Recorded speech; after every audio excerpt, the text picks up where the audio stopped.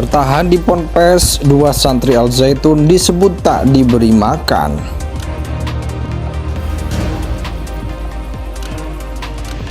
Ada satu stasiun TV di mana dia itu datang ke instansi ini, Kemhan Al Zaitun, tidak diizinkan, tapi tetap ingin meliput karena kita tahu sendiri seperti itu tuh nggak boleh gitu. Bila narasumber tidak mengizinkan atau tidak berkenan untuk memberikan pernyataan segala macam, seharusnya kita itu sebagai pers ya udah gitu, gak usah maksa gitu. Kita menghormati keputusannya, kita menghormati bahwa ya udah memang nggak mau gitu, tapi ini maksa gitu. Apakah seperti itu? Kan seharusnya ini menjadi sebuah kajian lagi nih buat Kominfo. Dan ini kasus ini tuh nggak ini doang gitu, banyak dari dulu seperti itu, hingga pada akhirnya menggiring opini publik ke arah yang tidak benar. Suci, Indonesia tanah suci. Nggak usah mau mati di tanah suci yang jauh, di Indonesia. Hidup dan matimu di Indonesia tanah suci. Otak orang Indonesia hari ini banyak yang salah memahami tanah suci karena tidak membaca. Bahkan dikatakan pondok pesantren terbesar se-Asia Tenggara. Ini catatan bagi MUI dan pemerintah harus menyelidiki sumber dana dari pondok pesantren Al Zaitun. Dan yang perlu diketahui oleh saudara-saudara kami, kaum muslimin wal muslimat di seluruh tanah air Indonesia, tentang beberapa kasus yang menjerat pondok pesantren Al Zaitun di Indramayu, Jawa Barat ini. Yang pertama nih, tentang kasus pelecehan seksual. Bisa di googling ya, dicarilah di Google tentang kasus pelecehan seksual. Itu yang pertama. Dan kasus yang kedua, tentang pemalsuan dokumen. Wah, ini juga luar biasa ya kan, tentang pemalsuan dokumen. Dan yang ketiga, tentang pemecatan beberapa guru. Jadi guru dipecat ini tanpa konfirmasi, ya banyak menimbulkan kasus lah. Kemudian yang berikutnya, yang baru-baru ini tentang kasus sholat id yang meletakkan seorang wanita di depan. Kemudian ada beberapa orang yang dicurigai bukan orang Islam. Ingin menjelaskan sedikit ya, Al Zaitun dengan Negara Islam Indonesia atau NII itu ada kaitannya. Jelas-jelas dari dulu itu sesat dan ada kesesatan di dalam Al Zaitun itu sendiri, kawan-kawan. Ini saya saksi hidupnya. Saya ex atau mantan anggota NII KW 9 yang berlokasi di Pondok Gede, Jakarta Timur, Bekasi Timur ya. Di Pondok Gede saya itu dulu. Itu sekitar awal tahun 2010 sampai 2014, lama kan.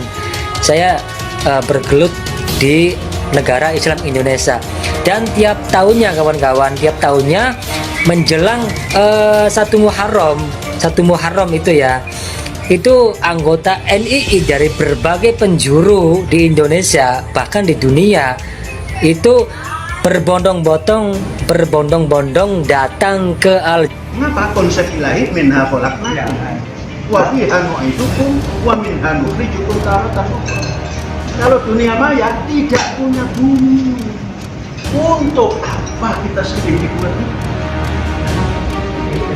Ya ada layak zungkal ladina yusaribuna fil kufri. Jangan kamu sedih karena ditentang oleh orang-orang. Karena hidup ini tidak sepi dari kawan yang setia dan kawan yang memusuhi. Jangan dianggap musuh, kawan yang memusuhi.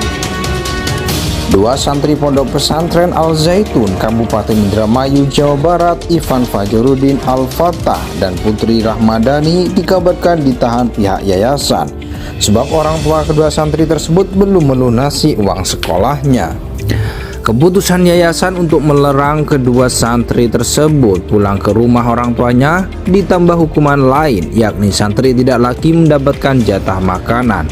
Benar Mas, dua santri tidak boleh pulang dan kami sedang memperjuangkan agar mereka pulang dan bisa kembali ke orang tua untuk Ramadan di rumahnya, kata Mustaqim, salah seorang guru Al Zaitun, Kamis 1 Juni 2017. Ivan, santri kelas 12 yang sudah menempuh ujian nasional, seharusnya sudah diperkenankan pulang ke rumah. Namun sejak 24 April 2017, Ivan tidak diperkenankan pulang. Sedangkan Putri, santri kelas 9 yang seharusnya usia UN, diperkenankan pulang pada 14 Mei 2017 juga mengalami nasib berupa. Berarti Putri sudah disandra selama 13 hari lebih, Ivan sudah disandra selama 33 hari lebih. Sampai sekarang kondisinya masih dan tidak dapat jatah makan. Kalau teman seangkatannya sudah boleh pulang, kata dia. Sementara itu, tagihan sekolah yang belum lunas tersebut sebesar 43 juta. Dia menyebutkan ayah dari kedua santri yakni Pakit Budi Haji tidak mampu membayar karena kehilangan pekerjaan akibat PHK sepihak oleh Al Zaitun sendiri. Saat ini Pak Khid bersama istri tengah sibuk berkebun dan menjual hasilnya ke pasar untuk membiayai makan kedua anaknya yang ditahan itu. Sementara saya berusaha agar anak saya tidak kelaparan dulu dengan menjual hasil kebun, kata Pak Khid. Dia mengaku terus berupaya mengurus izin kepulangan anaknya. Kedua orang tua Ivan dan Putri pernah minta kebijakan pengurus yayasan Al Zaitun, tetapi ditolak kecuali melunasi seluruh tagihan. Saya masih harus berpikir bagaimana cara mengeluarkan anak-anak saya dari pondok, ujar dia. Sekjen Federasi Serikat Guru Indonesia Retno Listiarti mengatakan terkait pembayaran sekolah merupakan kewajiban orang tua namun tidak sampai menyandra hak anak. Menurut dia, keputusan Ponpes Al Zaitun dianggap sangat tidak patut untuk dilakukan. FSGI menyatakan keputusan Al Zaitun menyandra santri jelas melanggar hak-hak anak dan prinsip pendidikan. Apalagi ini kan bulan Ramadan yang seharusnya anak-anak itu bisa menjalankan ibadah puasa bersama orang tuanya tercinta, ujar dia.